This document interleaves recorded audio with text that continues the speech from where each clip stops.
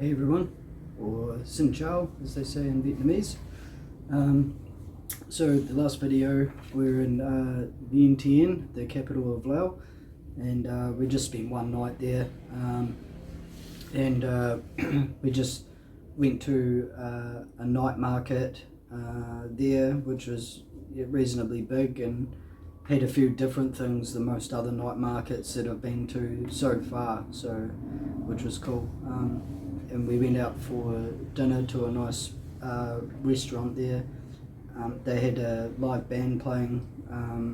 They had a drum kit set up, but no one playing the drums. So I tried to see if they wanted me to jump up and play a song, but I was told no. So worth a shot, I guess. So then we flew from there to Hanoi, so it was about an hour and a half flight max, and got sorted out at the hotel and then went for a walk. Extremely busy place, next to no footpath, so you're walking on the road with scooters and vehicles just right beside you hooning past, so it was a bit nerve-wracking and tough to get used to. Not a lot of sort of pedestrian or traffic lights and stuff at these intersections as well, so you sort of just got to pick your time, put your hand out, start at a pace and just keep going. Don't stop, and they'll just go in front of you, behind you, just whiz all around you. So yeah, pretty chaotic, and does take a bit to get used to. Then we went and had dinner on the corner of an intersection, and that was interesting. They come with some women and sort of on the intersection, and they'll come up, give you menus and then you order what you want, and then they just shoot off in all different directions. So depending what you order, it could be from, it might be something from one shop and something from another, and then it all just comes together as it's done. I think the guide said that most of the places might be owned by families, so there might be one family has this one and then another this one, and they sort of work together, so, and it's all like the same family but it comes from different places. They're really interesting, but good food. The next day we had a local guide, Duc, and we did a street tour to the mausoleum of Ho Chi Minh, and got to see he had three places where he lived, and one was a great big palace, and I think he was only there for 1 month, and then he moved to a bit of a smaller one, and I think he was there for 5 months, and then he went to an even smaller one again, and he wasn't much for materialism, so he didn't want much or need much and preferred to live that way. So so he stayed in that next one until his passing in 1969. So the Vietnamese people absolutely adored him and feel that he was like a savior of Vietnam, which is interesting because for me myself, communism is not something that I would prefer myself, but most people seem content enough with that in Vietnam, so which is quite interesting. But he did seem to do right by the people. One thing that was pointed out, which I thought was really interesting, is that communism's about like everyone being on the same playing field, but it was pointed out to me that in life it doesn't quite work that way, because the fingers on your hand are all different sizes, and so nothing's equal. And I thought, oh well, that's a very good way of putting it. And but they seem to try and get there. Put everyone on an even playing field, regardless. So yeah, that was really interesting, and lovely buildings and stuff, and really interesting tour. So the walking tour finished, and then me and another couple, we went to Hanoi prison, which is where the fighters against the resistance fighters were held around the 20s to 30s, and then the American pilots were and soldiers were held prisoner there too, through the Vietnam War. Very interesting. Must have been a very hellish thing to be placed. So, constant torture, malnourishment, dire conditions. I think the prisoners spent most of their time with great big iron feet shackles, as you can see in this photo, and they'd either have one or both feet constantly shackled in there. They also had what they called tiger cages, which was set outside, and it was just a netting cage, so you're out in the elements, in the sun and the rain, and they would, the guards would do what they saw fit, torturing you and that. Apparently one of them was molten nylon. They would pour that on you, like hard to imagine being in that situation, let alone anyone surviving.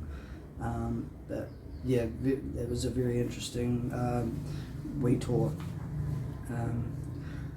Then we went to, in the evening, a water puppet show, which was really, really cool. And this originated back with like the rice fields in northern Vietnam, and when it flooded out, they created these water puppet shows, and which has been passed down and carried on till today.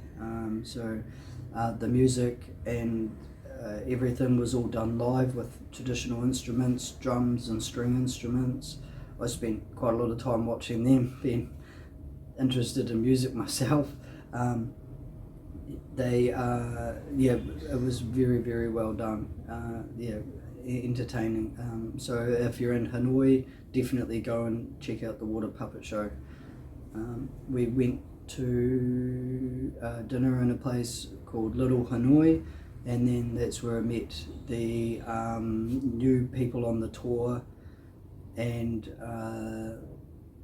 there's 6 people that have come on for Vietnam, so it was good to sort of refresh the group in that, because we were quite a small group from Bangkok right through to Hanoi, and good to meet them and refresh. And we went down to a place called Beer Alley after dinner, and which was pretty out there. I mean, it's just a street, and there's plastic chairs and there's tables just covering the street, and there's people. It was absolutely packed. And while we were sitting having a drink, someone come up and said, "The police are coming, you need to go inside." So we went inside the bar, and within 30 seconds the whole alley was cleared out. All the chairs were stacked up, tables packed away, put inside the bar. Everyone was inside all the bars and that, and then the police come wandering down. They spent a good probably 10-15 minutes just slowly walking down, and because it is illegal to have tables and chairs on the street. So but they do it anyway, because I mean, it's business is business, and with it being so warm and so full of people, like, there's really not much the police can do about it to control it. So they just make an appearance each night, and everyone packs away, and then within 30 seconds of them leaving, it's all back out again, and just as it was. It was. I wish I got video footage of before and after, because it was really entertaining. Apparently, if you don't pack everything away, the police will come down with a truck, and they'll just put everything on the truck and take it away, and you don't get it back. Hence why plastic chairs and simple tables and that, like, if they end up getting them taken off them, not a big deal. They're not too worried about it. That was very interesting. So the next day we took a bus to Hoi An Bay and went out on a boat, and we stayed the night on there. The rooms were really cool. Each room had its own shower and toilet and that, and the chef on board, like, amazing food for dinner and breakfast. So we just spent one night on the boat, and we went to T-Top Mountain, and so on the bottom there's a really nice beach. I think it was school holidays at the time, so lots of families and stuff there, very, very busy. But you can walk right up to the top of the mountain, and there's a pagoda up there, and with a brilliant view, as you can see from these photos of Hoi An Bay. Very, very cool. The next morning we went to, I can't remember the name of the caves, but there's a cave that was found originally by the French, and then found, I think it was like 100 or so years later by a Vietnamese fisherman. And it has 3 chambers in it, and very impressive, and especially the 3rd chamber is a massive chamber, very, very big. So that was really cool to go and have a look around. Very, very interesting. So after that we went back to Hanoi, and I had a few hours waiting and get prepared for the overnight train. So the Canadian couple that has been travelling with since Bangkok, they finished off in Hanoi and to head back home, and it was just a completely new crew from here on out. And we took the overnight train. It was actually really cool coming out of Hanoi, because with it being so busy with traffic, the intersections where the train was coming through had built up so fast, so there was just heaps of traffic just waiting to cross the lines, and nothing's automated on the train lines, so they have a barrier which is on a track, and just there's a guard that slides it across and closes it off and slides it back, and that's what they do. The trains only run in the evening, so it's not happening through the day, most likely for traffic reasons. So that was cool. But and lots of shops on the train line, very close to the train. So I think it's where things get packed up as the train comes through, and then when it comes through, it's unpacked and people are wandering around again as normal. So that was pretty cool. On the train they do start things pretty early too. I think there was music started playing, and announcements being made from like 5 in the morning. So early start there, but a very different train ride from the one that we took from Bangkok to Chiang Mai. That one was just a carriage with bunks top and bottom. This one had compartments of 4 beds, 2 top and 2 bottom, and so a wee bit more private, and you could lock the door and things like that, so it's a little bit more comfortable. Pleasant enough for a 13-hour journey, and we ended up in Hoi. We were there for one night. Not a hell of a lot to see there, but we did do a tour through I think it was like the imperial palace. Um, yeah, and they were talking about like the roof colours have different meanings. So the green roofs, coloured roofs are for everyone, and the yellow was for the king and queen. And that I think there was even some places where the king's children couldn't even go. But yeah, because of the war and stuff like that, a lot of it's been destroyed, and there's a bit of it that's been reconstructed and that as well. But yeah, very interesting to see, and like all the woodwork and stuff like that's amazing. Like yeah, very cool. You could either do the tour on the bus, or there was motorcycles. So some did on the motorcycles and others stayed on the bus, but we did the same tour. And I think the motorcycle tour went for a wee bit longer afterwards and did a couple of other things. So, but I just did the bus tour and that. So that was cool. And other than that, we just sort of relaxed, swam at the pool at the hotel, and went out for dinner, and went to a bar with a lady from Australia, and bumped into a couple from Christchurch. So that was interesting. He's been quite well travelled in that for business and stuff in the past.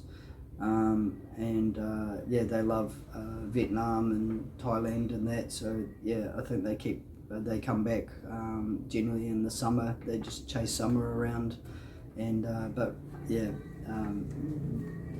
very funny people. Great to meet them and talk to them for a few hours, and that it was really interesting. So thanks for that. It was a great night. Then we jumped in the bus the next day, and we drove over the Hoi An pass. So it was quite flat, and then you get to the mountain and go up the pass. It was a great view when there was no trees in the way, and it did start raining while we were up there. And then we come back down and went through, Da Nang into Hoi An, and so I've been here 2 nights so far, and then we've got tonight, and then we head to Ho Chi Minh City. We fly there, so I think it's about an hour and a half to 2 hour flight. So so that'll be the next stop in the trip. Hoi An is a really lovely wee place, especially at night. Lots of lanterns. They've got a river, and the canal boats, they've got lamps and stuff on them. Me and one of the others, Joy, we took a canal boat in that last night and went for a cruise up the river for about 20 minutes. But yeah, it was quite nice. But yeah, very beautiful at night. And if you go across the river, there's just a whole street just full of all sorts of different bars with live music and all sorts going on, and a huge night market that goes down the street. So very busy and bustling. There's lots going on. So very cool place to check out. Another thing too, Hoi An is well known for tailoring. So if you want a suit or any leather products or that, jackets, boots, or that, it's all tailor made, and they get it all done within a day or so for you. And so I kind of went a bit crazy and got a couple of leather jackets tailor made, and so I'll have to go back today and make sure that get the fitting done and make sure that it's all sweet, and if any adjustments are needed, they can get that done before I leave tomorrow. But yeah, it's well known. There's so many of them, leather shops and tailor shops. So you pretty much build your own suit, whatever you want. So very, very cool. Yesterday we went to a noodle class, Oodles of Noodles. Really interesting. They make rice noodles and that, and it's actually a school that for people that like have no jobs, like younger ones, like teenagers and things like that, and have no jobs or prospects, and need to support their family. They take them in, they teach them English, they teach them culinary skills, and give them tools they need to better their life and help their family. Really, really, really cool. So that was really cool to see. And also on the way to Hawaii, we stopped at a disability clinic with centre, sorry, and they make tapestry and stuff like that, and beautiful works. So I bought a piece there. I saw something I couldn't leave, and bought something there. But really good to see, like, the supporting the community, and that for disabled and that. And Geo Ventures, they give a lot to communities and help build them up and that with these projects and that, which is really, really cool to see. So yeah, and these centres and projects and that just grow exponentially because of things that G Adventures do, and bringing tourists to these areas, and it's all interesting stuff, really cool to do. So absolutely fantastic. So yeah, that's pretty much been the week that's been. I think it's meant to be about 36 degrees today, so the beach might be on the cards later, but I have a ticket to go see the historic areas and things like that, and I haven't done any of that yet, so once I get this done, I'll probably make my way around and use up some of these tickets and go and check out some of these places. So I'll put some photos up on the next video, but so far so good. Having a great time, and Vietnam is an amazing place, really nice people. Again, like, there are things you have to watch out for, pretty much like anywhere. So a lot of people will, especially here in Hoi An, they'll want you to buy something and you'll say no, but they just stand there, and so you sort of have to just keep moving and just walk away and ignore people and things like that, unless there's something that catches your eye that you really want. But yeah, it can be a wee bit intimidating, and it does sort of get a bit grating on you after a while. I think we went for lunch the other day, and a lady come in trying to sell cards, and everyone said no, and she sort of stood around for a while longer and then left. And then it wouldn't have even been a minute later, another lady come in with cards and then did the same thing, sort of trying to sell, and it just doesn't stop. So but you just sort of carry on and just say no, and eventually they leave and that. But you have to be careful, like who you like. People will try and get you to go with them places. I'll take you on a motorcycle ride, or I'll come with me, my friend, and this sort of thing. Like, you just have to be very careful of who you do these things with and that, because you can end up getting robbed and or in a bit of trouble quite easily. But other than that, like 99% of people and everything here has been fantastic. So until the next one, I'll catch you guys later. Thank you.